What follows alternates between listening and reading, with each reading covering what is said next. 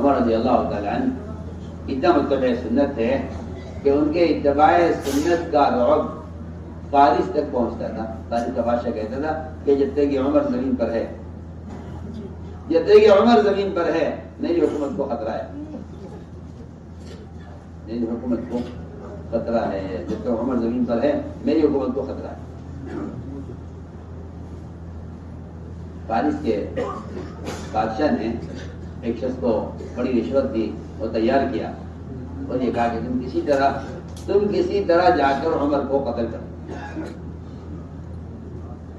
کسی طرح جا کر عمر کو قتل کر.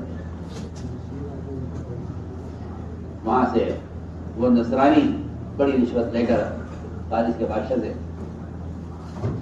مدینہ منورہ پہنچا. حضرت عمر کو تلاش کیا، بھائی کیا نظام ہے، کیا معمول ہے، کہاں لیٹتے ہیں، کیا سیکورٹی ہے.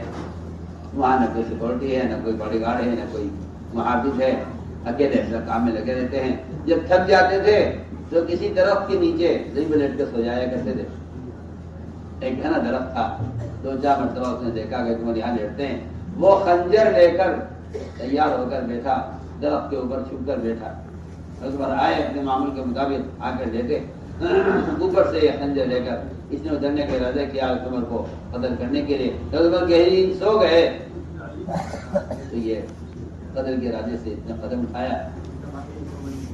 اچانک ایک شیر بہت خوفناک وہ آیا کسی طرف سے اور آگے عمر کے پیروں میں بیٹھ گیا اور اپنی زبان سے عمر کے چلے کو اس نے جھاڑنا شروع کیا.